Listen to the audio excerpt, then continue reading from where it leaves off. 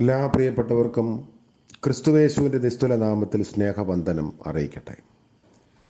ഇന്നത്തെ നമ്മുടെ പ്രഭാത ധ്യാനത്തിനായി യെശയ്യാ പ്രവാചകന്റെ പുസ്തകം 11-ാം അധ്യായം 2-ാം വാക്യം. യെശയ്യാവ് 11:2. അവൻ്റെ മേൽ യഹോവയുടെ ആത്മാവ് ആവസിക്കും, ജ്ഞാനത്തിൻ്റെയും വിവേകത്തിൻ്റെയും ആത്മാവ്, ആലോചനയുടെയും ബലത്തിൻ്റെയും ആത്മാവ്, പരിജ്ഞാനത്തിൻ്റെയും യഹോവ ഭക്തിയുടെയും ആത്മാവ് തന്നെ. കർത്താവിൻ്റെ പരിശുദ്ധ നാമം വാഴ്ത്തപ്പെടുമാറാകട്ടെ. പുതിയ സാധ്യതകളിലേക്ക് ഈ പ്രഭാതത്തിലൂടെ പ്രവേശിപ്പാൻ ദൈവം നമ്മുടെ എല്ലാവരുടെയും ആയുസ്സിനെ ബലപ്പെടുത്തിയതോർത്ത് സ്തോത്രം ചെയ്ത് നമുക്ക് വേദാധ്യാനത്തോടുകൂടെ ആയിരിക്കാം. പരിശുദ്ധാത്മാവിൻ്റെ വ്യത്യസ്തമായ വരങ്ങളും കൃപകളുമൊക്കെ വിശുദ്ധ വേദപുസ്തകത്തിൽ നമ്മൾ വായിക്കുന്നു.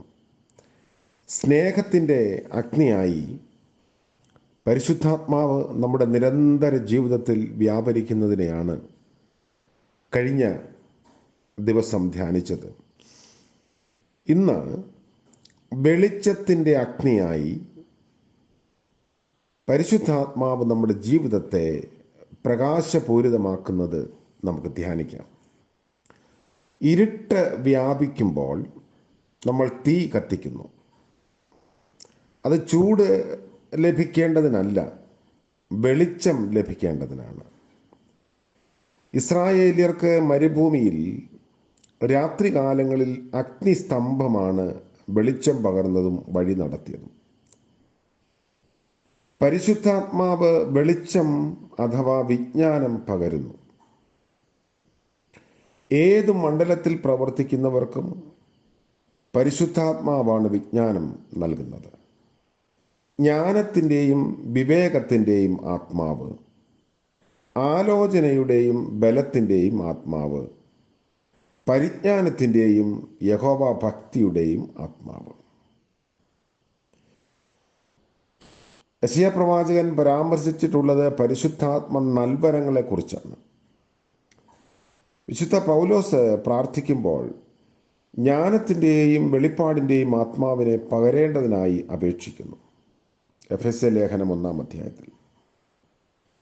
പരിശുദ്ധാത്മാവ് വരുമ്പോൾ ലഭ്യമാകുന്ന അനുഭവത്തെക്കുറിച്ച് നമ്മുടെ കർത്താവ് പറഞ്ഞു, പരിശുദ്ധാത്മാവ് എന്ന കാര്യസ്ഥൻ നിങ്ങൾക്ക് സകലവും ഉപദേശിച്ചു തരികയും ഞാൻ നിങ്ങളോട് പറഞ്ഞതൊക്കെയും നിങ്ങളെ ഓർമ്മപ്പെടുത്തുകയും ചെയ്യും. യേശുക്രിസ്തുവിൻ്റെ ഉപദേശങ്ങളെ ഓർമ്മപ്പെടുത്തുകയും പുനരാഖ്യാനം നടത്തുകയും ചെയ്യാൻ ആത്മാവ് പ്രവർത്തിക്കുന്നു. ഉപദേഷ്ടാക്കൾക്കും ഗുരുജനങ്ങൾക്കും വിദ്യാർത്ഥികൾക്കുമെല്ലാം വിജ്ഞാനം പകരുന്ന ആത്മാവിൻ്റെ പ്രവർത്തനം ആവശ്യമുണ്ട്. മാളിക മുറിയിൽ വെച്ച് കർത്താവ് നടത്തിയ പ്രബോധനത്തിലാണ് പരിശുദ്ധാത്മാവിനെ പറ്റി അധികമായി പറഞ്ഞിട്ടുള്ളത്. സത്യത്തിൻ്റെ ആത്മാവ് വരുമ്പോഴോ അവൻ നിങ്ങളെ സകല സത്യത്തിലും വഴി നടത്തും. സകല സത്യവും എന്ന് പറഞ്ഞിട്ടുള്ളത് ആധ്യാത്മിക മേഖലയിലെ സത്യങ്ങളെക്കുറിച്ച് മാത്രമല്ല, ശാസ്ത്രത്തിൻ്റെയും കലയുടെയും തത്വചിന്തയുടെയും എല്ലാ മേഖലകളിലെയും ജ്ഞാന വികസനത്തെയും അതിൽ കുറിക്കുന്നു. മനുഷ്യൻ്റെ സമഗ്ര വികസനത്തിലേക്ക് വെളിച്ചം വീശുന്നത് പരിശുദ്ധാത്മാവാണ്. മതത്തിൻ്റെയും ആധ്യാത്മികതയുടെയും അതിർത്തിക്കുള്ളിൽ പരിശുദ്ധാത്മാവിൻ്റെ പ്രവർത്തനം പരിമിതപ്പെടുത്താനാവില്ല. ഇന്ന് അനേകരുടെ വ്യക്തി ജീവിതത്തിൽ ഇരുട്ട് മൂടിക്കിടക്കുന്ന പ്രതീതിയാണ്. അവർ ചെയ്യുന്നത് എന്തെന്നോ അവർ എവിടേക്ക് പോകുന്നുവെന്നോ ഒന്നും അറിയുന്നില്ല. നന്മയും തിന്മയും തമ്മിലുള്ള സത്യവും അസത്യവും തമ്മിലും തിരിച്ചറിയാൻ പാടില്ലാതെ വണ്ണം ഹൃദയം ഇരുണ്ടിരിക്കുന്നു. ഈ അവസ്ഥയെപ്പറ്റി വിശുദ്ധ പൗലോസ് പറയുന്നത്, അവർ ദൈവത്തെ അറിഞ്ഞിട്ടും അവനെ ദൈവമെന്നോർത്ത് മഹത്വീകരിക്കുകയോ നന്ദി കാണിക്കുകയോ ചെയ്യാതെ തങ്ങളുടെ നിരൂപണത്തിൽ വ്യർത്ഥരായി തീർന്നു. അവരുടെ വിവേകമില്ലാത്ത ഹൃദയം ഇരുണ്ടുപോയി. ജ്ഞാനികൾ എന്ന് പറഞ്ഞുകൊണ്ട് അവർ മൂഢരായിപ്പോയി. റോമാലേഖനം 1-ാം 21 ഈ ഒരു കാരണം കൊണ്ടാണ് പൗലോസ് മറ്റൊരു ലേഖനത്തിൽ പ്രാർത്ഥിച്ചത്, അവരുടെ ഹൃദയദൃഷ്ടി പ്രകാശിപ്പിക്കണമേ. നമ്മുടെ എല്ലാവരുടെയും ആവശ്യം ഹൃദയത്തിൻ്റെ പ്രകാശനമാണ്. നാം തിരഞ്ഞെടുത്തിരിക്കുന്ന വഴി തെറ്റോ ശരിയോ എന്ന് തിരിച്ചറിയാനും നാം മുറുകെ പിടിക്കുന്ന സത്യങ്ങൾ ദൈവഹിതത്തിന് അനുയോജ്യമോ അല്ലയോ എന്ന് മനസ്സിലാക്കാനും ഈ വെളിച്ചം നൽകുന്ന ആത്മാവ് നമുക്ക് അനിവാര്യമാണ്. മൂന്നാമത് ഒരു കാര്യം ചിന്തിക്കുമ്പോൾ, പരിശുദ്ധാത്മാവ് വിശുദ്ധിയുടെ അഗ്നിയായി നമ്മുടെ ജീവിതത്തിൽ നിറയുന്നു. നമ്മുടെ പരിസരത്തിൽ ചപ്പും ചവറും നിറയുമ്പോൾ അവിടമൊക്കെ അടിച്ചു വാരി തീ കൂട്ടി ചുട്ടുകളയുന്നു. അവിടെ തീ പ്രവർത്തിക്കുന്നത് ചൂട് നൽകാനോ വെളിച്ചം നൽകാനോ അല്ല, ശുദ്ധിയും വെടിപ്പും വരുത്താനാണ്.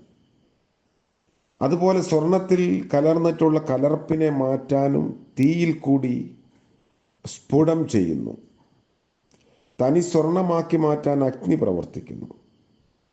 പരിശുദ്ധാത്മാവാകുന്ന അഗ്നിയും നമ്മെ ശുദ്ധീകരിച്ച് വെണ്മയുള്ളവരാക്കുന്നു. പൗലോസ് പറയുന്നു, ദൈവം നിങ്ങളെ ആദ്യം മുതൽ ആത്മാവിൻ്റെ ശുദ്ധീകരണത്തിലും സത്യത്തിൻ്റെ വിശ്വാസത്തിലും രക്ഷയ്ക്കായി തിരഞ്ഞെടുത്തു. വിശുദ്ധ പത്രോസും ഈ ഒരാശയം വെളിപ്പെടുത്തുന്നു. ഇങ്ങനെയാണ്, ആത്മാവിൻ്റെ വിശുദ്ധീകരണം പ്രാപിച്ച് അനുസരണം കാണിപ്പീൻ. 1 പത്രോസ് 1-ാം 2 ഇന്ന് പരിശുദ്ധാത്മാവാകുന്ന അഗ്നിയുടെ ശുദ്ധീകരണ പ്രക്രിയ അധികമായി വേണ്ടിയിരിക്കുന്നു. കാരണം നമ്മുടെ ജീവിതം അത്രമാത്രം മലീമസമാണ്.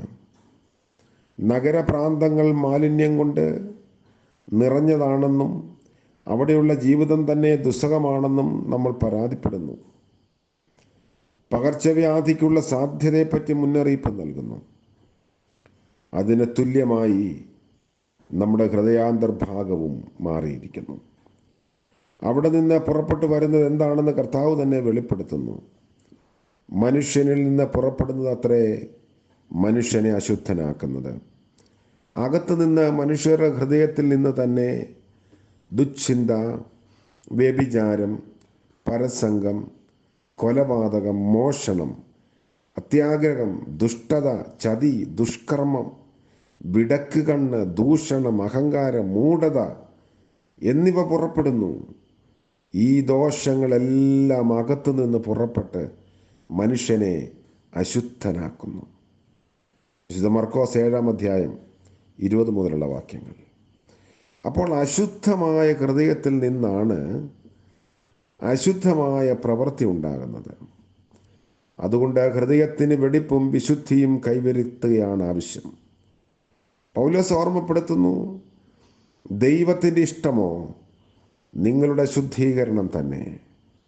നിങ്ങൾ ദുർനടപ്പ് വിട്ടൊഴിഞ്ഞ് ഓരോരുത്തൻ ദൈവത്തെ അറിയാത്ത വിജാതിയരെ പോലെ കാമവികാരത്തിലല്ല, വിശുദ്ധീകരണത്തിലും മാനത്തിലും താന്താൻ്റെ പാത്രത്തെ നേടിക്കൊള്ളട്ടെ. കർത്താവ് നമ്മളെ അനുഗ്രഹിക്കട്ടെ.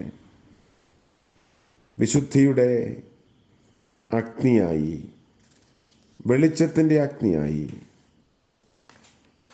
സ്നേഹത്തിൻ്റെ അഗ്നിയായി പരിശുദ്ധാത്മാവ് നമ്മുടെ ജീവിതത്തിൽ നിറഞ്ഞ് നിൽക്കുമ്പോൾ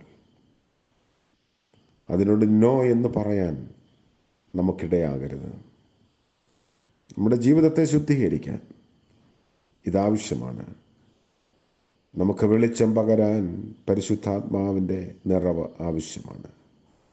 ദാനമായി നമുക്ക് നൽകിയിരിക്കുന്ന രക്ഷയുടെ ഭാഗമാണിത്. അതിനെ കൈവരിച്ച് ജീവിതം വെടിപ്പാക്കാൻ നമുക്ക് പ്രയത്നിക്കാം, അതിനുവേണ്ടി പ്രാർത്ഥിക്കാം.